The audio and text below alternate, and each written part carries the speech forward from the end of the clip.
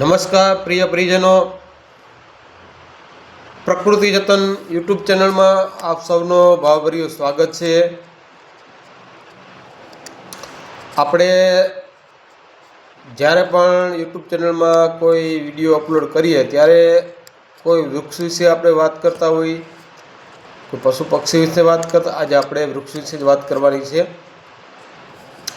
એવું વૃક્ષ કે ખાલી નામ તમે લ્યો ને એ વૃક્ષનું તો તમને મોઢામાં પાણી આવી જશે.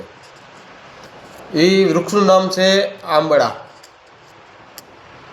ઘણા મિત્રના મોઢામાં પાણી આવી ગયું છે આંબળાનું નામ સાંભળતા જ. મિત્ર, આ વૃક્ષનું ફળ ગોળ હોય છે, લીલાશ પડતું હોય છે અને ખૂબ ખાટું ફળ હોય છે કે જેમાં વિટામિન સી વધુ પ્રમાણમાં તમને જોવા મળે છે. આંબળા એ પાચન શક્તિ માટે ખૂબ જ મદદરૂપ થાય છે. મિત્રો, આપણે જોઈએ તો આંબળાનું વાવેતર આપણે ઓછા કરીએ છીએ. એ અમુક વિસ્તારમાં સીમિત રહેતું માટે મિત્રો એવું નથી કોઈ વૃક્ષ અમુક વાતાવરણમાં થતું હોય નહોતું, પણ હકીકતમાં એ કોઈ વૃક્ષ કોઈ એમ કહેતા હોય કે ન થઈ એ વાત આપણે માન્ય નથી રાખતા. કારણ કે તમે ગમે વૃક્ષનું વાવેતર કરો, તમે વ્યવસ્થિત જતન કરો તો વૃક્ષ થશે ચોક્કસ. પણ થોડુંક આબોહવાની હિસાબે થોડીક તકલીફ રહેતી હોય છે અમુક વૃક્ષનું વાવેતરમાં, પણ તમે થોડું ઘણું કાળજી રાખો, ધ્યાન રાખો એટલે એ વૃક્ષ થઈ શકશે. આંબળાનું વૃક્ષનું મહત્ત્વ તમે જાણો જ છો બધા મિત્રો, પણ થોડીક વાત કહી દો. આયુર્વેદમાં આંબળાનું ખૂબ જ મહત્ત્વ છે. એને ત્રિફળા કહેવાય, ત્રિફળા. તમે કોઈ ચૂર્ણ લેવા માટે જશો તો એવું એક ચૂર્ણ નહીં હોય કે જેમાં આંબળાનો ઉપયોગ થતો નહીં હોય. તમે ચ્યવનપ્રાશ ખાતા હોય તેમાં પણ આંબળાનો ઉપયોગ થાય જ છે. આંબળા વસ્તુ એવું છે મિત્રો કે તમે એનો મુખવાસ તરીકે પણ ઉપયોગ કરી શકો.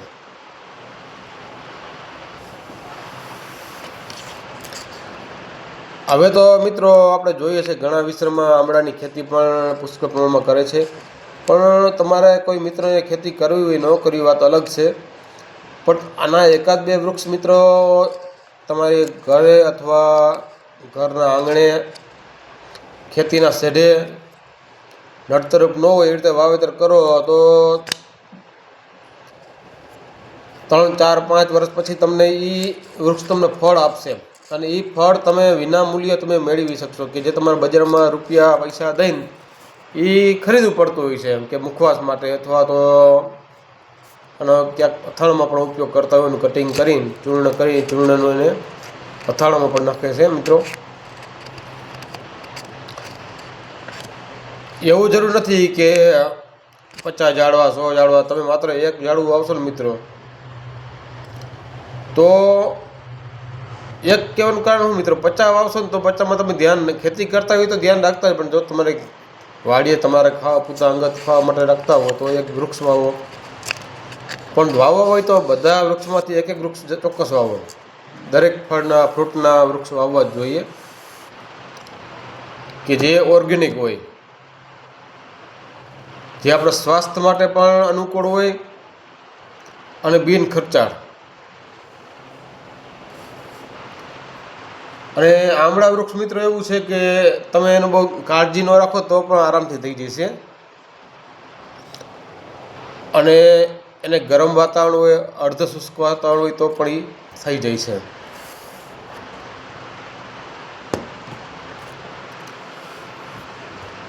મિત્રો, આપણે યુટ્યુબ ચેનલ બનાવવાનું મુખ્ય હેતુ એવો છે કે આપણે કોઈ વૃક્ષ વિશે વાત કરીએ ને ત્યારે અમુક વૃક્ષ એવા હોય છે કે જે ખાલી આપણે નામથી સાંભળેલા હોય છે, આપણે જોયેલા પણ ન હોય.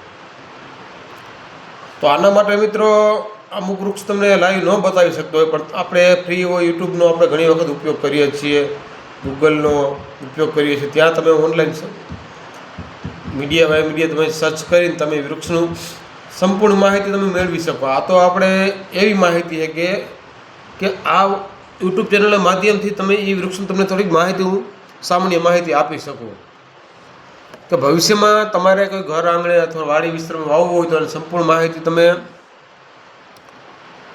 કોઈ બાગાયતી ઓફિસે તમે જઈ શકો છો, ત્યાંથી તમને સંપૂર્ણ માહિતી મળી જાય, અથવા તો અટાણે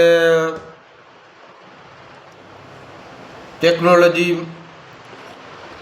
એવડી મોટી ફૂલે ફાયેલી છે ને મિત્રો, તમને ગમે ત્યાંથી પાણી માહિતી મળી રહેશે. માટે મિત્રો વધુમાં વધુ આંબળાનું વૃક્ષનું જતન કરજો, એનું વાવેતર કરજો,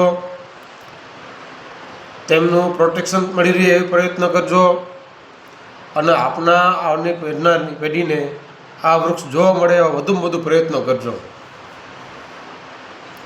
જો મારી આ વાત તમને સારી લાગી તો મિત્રો મારી આ ચેનલને આપણા બધા મિત્રો સાથે શેર કરજો, સારી કોમેન્ટ કરજો, અને મારા આ ચેનલને સબસ્ક્રાઈબ કરજો. માત્ર મિત્રો વાતો કરવાથી કશું થતું નથી, આપણે આ વાતને અમલવારી પણ કરવાની છે. આપણે ઘર આંગણે એવું નથી કે આંબળાનું વૃક્ષ, કોઈ પણ વૃક્ષ તમે વાવી તેનું જતન કરીને આપણે પ્રકૃતિને સપોર્ટ કરી શકીએ તેમ છે.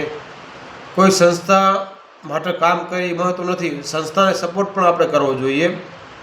તમે વૃક્ષનું વાવેતર કરો અને જતન કરો, એક સંસ્થા જેવું જ કામ છે મિત્રો.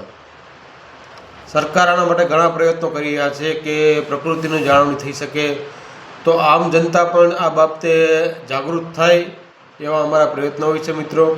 અમે પણ આવા વૃક્ષો વાવીએ છીએ ઘર આંગણે, ખેતીવાડી વિસ્તારમાં, અને વધુમાં વધુ મિત્રોને અમે આ વાત પહોંચાડીએ છીએ કે તમે પણ વધુમાં વધુ વૃક્ષો વાવો, તેમનું જતન કરો, આવનાર પેઢી સુધી આ વૃક્ષને પહોંચાડો. અને આવનાર પેઢીને તમે એમ કહો કે મિત્રો તમે પણ આ વૃક્ષને આવતી પેઢીને પહોંચે તેવા પણ પ્રયત્નો કરજો. મિત્રો વધુ આપણે વાત નથી કરવી, પણ જ્યારે વૃક્ષની વાત કરીએ ને મિત્રો, ત્યારે અમુક વૃક્ષ એવા હોય છે કે જેમના નામ આપણને ખબર હોય પણ એના ગુણો અથવા એ વૃક્ષ શું છે એની માહિતી નથી મળતી. માટે આપણે અવારનવાર આવા વિડીયો આપણે મૂકીએ છીએ, શક્ય તેવો લાઈવ વિડીયો મૂકીએ છીએ અથવા શોર્ટ વિડીયો મૂકીએ છીએ. માટે મારી ચેનલ તમે સબસ્ક્રાઈબ કરજો, આપના મિત્રો સુધી વધુ વધુ પહોંચાડજો, લાઈક કરજો, કોમેન્ટ કરજો. આભાર.